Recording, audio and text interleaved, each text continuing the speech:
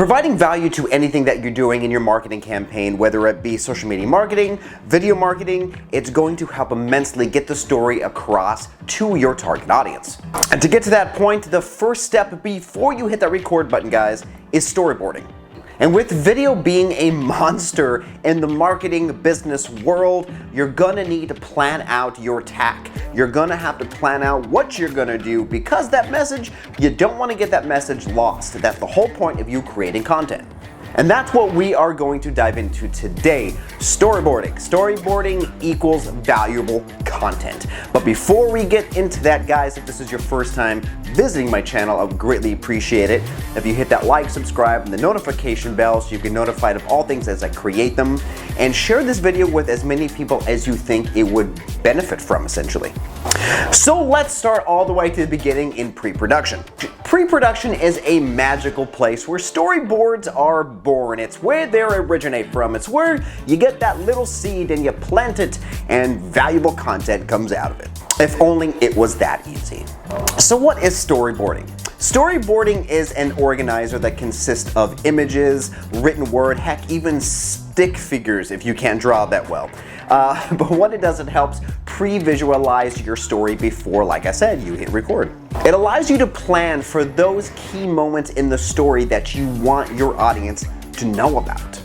And we're gonna talk about 3 takeaways that you need to know when building your storyboard for your amazing, valuable content that I know you are creating and you can create. So number 1, we're gonna talk about establishing shots.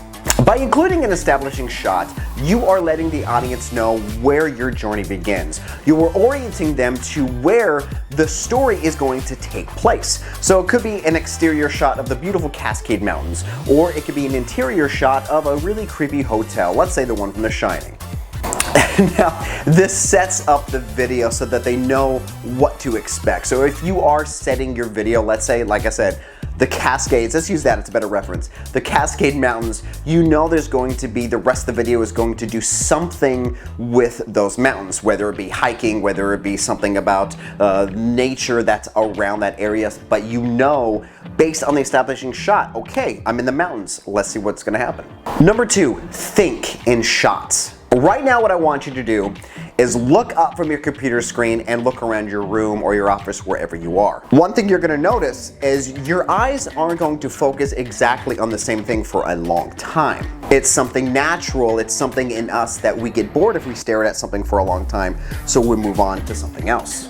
That's exactly what you need to do when you're planning your shots. Picture your eyes as your camera. When you're looking at something, that's what you want the audience to see. Okay, now what's the next step? I want them to see this. It's a perfect way to bounce around to figure out how your shots are going to be lined up, or what exactly your shots are going to be. Now, I do this all the time with my ojos, my eyes. I see them in camera 1, camera 2, how the camera's going to pan, what quick cuts are gonna happen, heck, even fading out and fading in by closing my eyes. It's a really quick way to visually just put together a little storyboard based on the things that you see. Now, when you have those things in your head, you see everything, write them down. You can seriously write down what you see, how the shots are gonna go, or you can draw them, or if you can't draw, do stick figures. Anything that's gonna help you get what you see out of your head and onto the piece of paper, do it. It's gonna help. And that leads me to the last and final key takeaway, and that's camera movements. So to me, I think the camera needs to perform just as much as the person in front of it. Remember when I asked you to look up at your room? Remember when I said if you stare at something too long, you get bored or you move on? It's the same way when you're filming something with your camera. That is a static shot. A static shot is just what I'm doing now. It's my camera on a tripod and nothing's moving. Static shots are important when telling your story, but for key points of your story. You don't want to do a static shot the entire time. Your audience is going to get bored. They're going to move on to something else. Play with different camera angles.